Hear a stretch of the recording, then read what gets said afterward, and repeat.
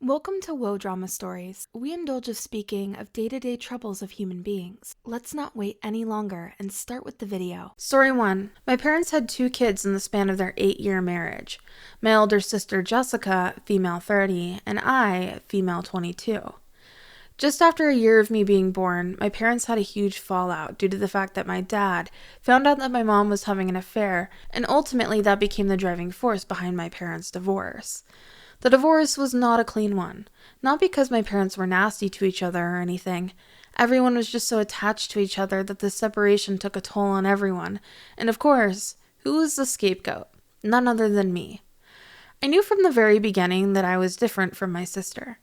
I knew that even when my dad decided to stay as a parent in my life, it was all to protect my sister's mental well-being, and my mom, oh my mom, she just sank into her work and depression. I was left all by myself while my mom and dad always tried to fix the part of my sister that she lost due to the divorce. By the time she got into high school, she became a rebel, a bully, and a terrible human being. I was her biggest target. She didn't leave a single opportunity to let me know how I was the only reason why the family broke apart.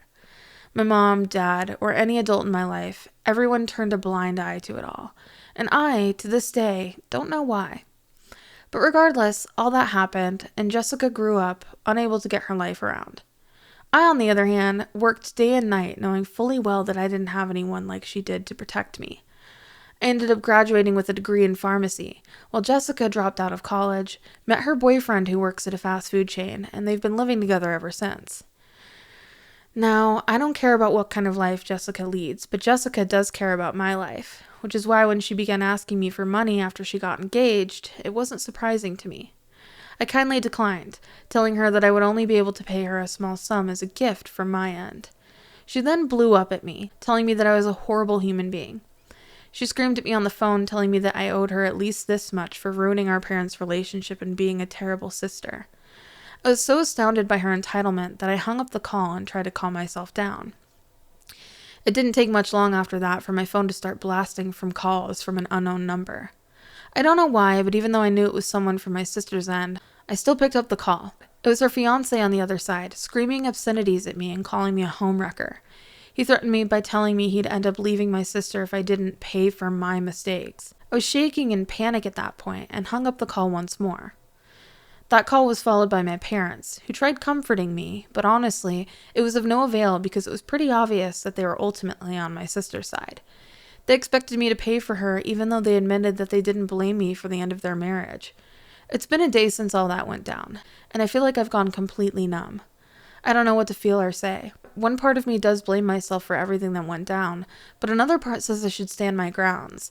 What the hell am I supposed to do here? Update 1. Hi everyone. I'm sure a lot of you guys were looking forward to an update. After reading all of your guys' messages and comments, I feel this update is the bare minimum I can do for you guys, so let me get into it straight. I ended up blocking my parents and sister completely. Whatever happened was truly some sort of an eye-opening experience for me. I guess everything just clicked finally. I felt like I had this moment of epiphany, and I just cut off contact with all of them. After that, I just went on a small trip to a neighboring city by myself and just spent a week crying, exploring, and thinking. I thought about everything that happened from the day I was born till that call that I had with my sister. It helped me realize that I wasn't the problem after all. It helped me realize how everyone just conveniently shifted the blame on me because it would help ease their mental health, but it was all at the expense of my well-being. I don't know if this is a happy update or not, but I know this update is the beginning of a new chapter in life after living the nightmare that I was for this time. And all my thanks goes to this community for the eye-opening responses left back. Thanks everyone. Opinion 1. The parents failed so badly that even I am left speechless. They ruined the lives of 4 people, and for what reason? Truly upsetting and disappointing to see how much could have been changed, only if the parents got themselves and the kids into therapy. Now, they'll have 2 kids on 2 ends of the rope. One thinking that she's the victim, and the other thinking she's the one that caused everything that went wrong.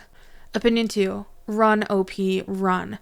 You're surrounded by a bunch of idiots with absolutely no sense of accountability, all drowning in self-pity and constantly enabling each other to drown in depression. If you continue to stay, they'll swallow you into misery too, and trust me, you can do so much better than that. Story 2. I was going to get married to my fiancé, Ravine, a year from now. But at this point, I don't even know if I'll be able to stay in a relationship with him. Ravine and I met at the local children's library. He was there with his 2 nephews, male 10, male 8, and male 6, who I found out he had adopted because his sister had passed away due to an accident. I was there with my daughter, female 8, whose dad isn't involved in our lives. Well, Ravine and I began talking, and we got along almost immediately because being single parents, I guess we both knew how lonely it got. So we both got to talking and instantly clicked due to our similar tastes in literature and art.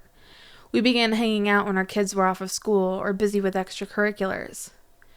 One thing led to another, and after about a year of back and forth, we decided to start dating. Dating for a year or two led us to getting engaged, and well, here we are, planning our wedding. I wish things ended here and were as simple as I mentioned above, but they're not. Which is why I'm here to ask you guys advice. Ravine and I began planning our marriage recently, and I really thought it was about time that he introduced me to his parents, that he claimed were extremely conservative, and to the rest of his family as his fiancé. I firmly began pressing him about this, and he yet again came up with all of the excuses in the book about how his parents would disown him, how they wanted him to only focus on his career and the kids and other stuff. I know this might be the part where I may be wrong, but I ended up telling him that if he doesn't introduce me to his parents and invite them to our wedding, the wedding is going to be off. I know ultimatums are wrong, but I really needed to put it straight to him. Well, this one ended up working, at least for some time. Ravine was finally ready to call his parents to our wedding, and I was happy. I had a ray of hope inside of me, but unfortunately, he didn't let it last for too long because he eventually sat me down and explained to me how if I wanted his parents at the wedding, we couldn't have the kids because he wanted the wedding to be child-free. I was stunned. I mean, it just didn't make sense to me. So I began pressing to get more information out of him, and he eventually just broke down and confessed to me how the kids were not his sisters, but his from previous relationship, and his parents had absolutely no idea about them because he'd always leave them behind with his ex or her family when he'd visit them. Being dumbfounded would be an understatement. I legit just packed up my stuff along with my daughters and left to live with my parents. Ravine has been trying to reach out to me ever since, telling me how he'll come clean to his parents about it all, but I refuse to answer him because I just don't know what to think of this situation. Can this relationship even be sabotaged? Any advice would be appreciated. Update 1. Firstly, I'd like to thank you all for leaving the amazingly helpful advice that you all left me. I wasn't planning to update this post originally, but with so many of you all asking for an update, I couldn't resist. So here it goes. I ended up doing some research and found a Facebook account which seemed to belong to Ravine's sister. Yes, the same sister who he claimed to have passed away. After much hesitation, I ended up messaging her, and she was just as horrified upon looking at the pictures of Ravine and his kids. She apologized to me on his behalf, and linked me to a profile of a girl who she believed might have been involved with Ravine, and she was in fact right. I ended up messaging her too, and well, it was from here that I found out that Ravine and her knew each other from high school, and were onto this life for so long because Ravine was going to inherit a huge inheritance from his very conservative parents, which now that everything went down, he's of course not going to have. I've left the house that we shared and have begun looking for new apartments around the town. Ravine is extremely angry at me over everything that happened because he's not only lost his family's trust, but a lot of our mutual friends have ended up distancing themselves from him too. He texts me almost every week, his texts ranging from anger and sadness, but unfortunately, I cannot feel an inch of empathy for him. The only people who I do feel bad for in this situation are the kids, who thankfully are going to be looked after by the sister. Opinion 1. WTF is the situation. The only people who are worthy of empathy in this situation are the kids, OP, and the sister. The parents are the biggest of a-holes for being so conservative and strict on their kids that they had to go to the extent to hide their mistakes. And while Ravine, because you know why. Please run and never look back, OP, because you're not at all wrong in this situation. Opinion 2. I truly feel bad for the kids in this situation of having to deal with 2 money-hungry parents. Why get into a relationship with another person if you know this is where it'll lead you? Guy seems like he's lacking a few screws here and there. I really hope the sister can take care of the kids well enough and teach them not to turn out like the dad. SMH. Story 3. Like many of you guys, I too don't have the best of relationships with my sister-in-law, and it's not just for any reason. The torment that she and my in-laws have put my wife through for years, the amount of scarring they've done to her simply for existing, is reason enough for me that I don't like them. This, unfortunately, is something my wife, who's taken so much of the BS that her parents fed her to her heart, that the poor woman has next to no self-esteem, and doesn't blame anyone but herself for it. As you guys can imagine, this infuriates me. I just can't get myself to comprehend the fact that someone as beautiful, talented, and amazing as my wife has to sit and take the BS of terrible people like her parents and sister. I think I reached my breaking point, and I'd like to be honest and tell you guys that it was not pretty, but I think I'll let you guys be the judge of the rest. So here it goes. It all began when my wife's sister began planning for her baby shower. I already had a terrible idea about it because I had an experience about her attention-seeking behavior from when she tried to turn our marriage into her pre-birthday party. Yes, this woman and her parents thought it was absolutely okay to turn our wedding into her pre-birthday party when her birthday is literally 5 months away. And when I told them that I wasn't letting that happen in front of the guests, they flipped out at me, shamed me for being a horrible brother-in-law. I had no regrets. This time, I was planning to not allow my sister-in-law to plan the baby shower at all. My wife, with her very strong pregnancy hormones, told me that she wanted her sister to plan the shower for her, because the fact that she offered to do it herself was very sentimental for my wife. I knew something was going to go very wrong, but my wife's wish was my command, and I let her do her thing. Well, then it happened. The day the baby shower arrived, and although initially everything went smoothly, it didn't take long for my sister-in-law to pull out her attention-seeking behavior. This woman had the audacity to go out of her way and announce at the party that she wanted this baby shower to also be a celebration of her being in a relationship for a month.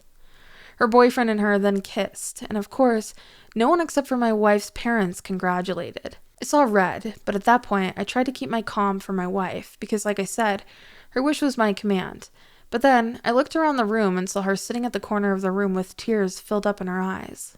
Heartbreak would be an understatement. I was devastated, and I don't know what took over me, but it was at that moment that I got up and told them to leave the house. It was very obvious that I was enraged. I was angrier than I ever could be, and I believe that it was obvious in my voice. My father-in-law and sister-in-law's boyfriend tried fighting me about it, but I didn't care. I was stern, even with my wife telling me to stop. This is where I might be the a-hole, though. My wife was quiet through the rest of the event. She had a smile on her face, which was very obviously fake, but after the event ended, she blew up at me telling me that I was completely out of line for kicking them out because her crying didn't say that she didn't want her sister taking the spotlight. I was so angry with it all that I told her clearly how disappointed I was with her reaction. That only led to her crying once again and telling me that I was a massive a-hole for what I did. So, was I? Update 1. I like to start this post off by talking about my sister-in-law and my wife and what their bond was like, since a lot of you were still confused about it. My sister-in-law, if it's still not obvious, was the golden child because she was/is exactly my mother-in-law, who was a model during her time. My wife, on the other hand, inherited all the features of her dad's side of the family, including their nerdy looks and intelligence.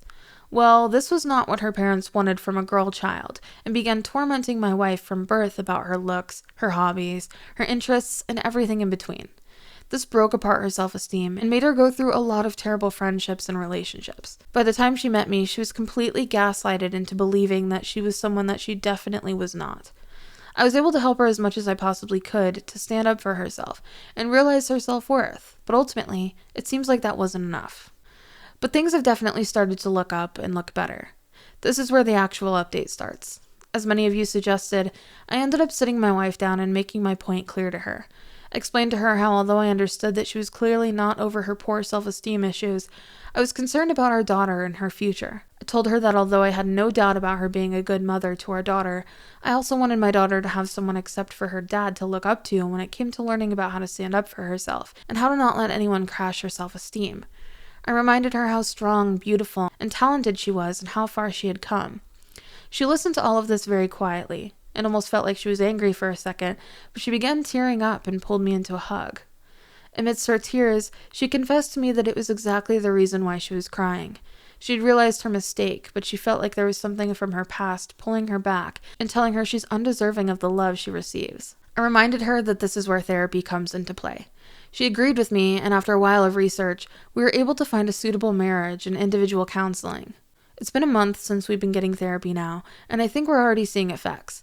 The fact that my wife came forward on her own and told me that she wanted to cut off contact with her parents and sister is proof enough for that. I feel so proud of us. The fact that I feel more and more assured about the fact that we'll be good parents is also proof enough for me that we'll end up just fine. And all my thanks goes to this amazing community with their amazing words of encouragement and advice. Opinion 1. Therapy now. Your wife not only needs individual counseling, but also relationship therapy. Her communication style seems very messed up, understandably so, and it seems like you're setting yourself on fire to keep her warm, which is not the best dynamic. I really hope therapy helps you guys. Opinion 2. You're not the a-hole. I think in this situation, no one except for the parents and sister are the a-hole. The wife seriously needs some help with her mental health, and I believe that if you change your approach, she'll probably understand it. Good luck.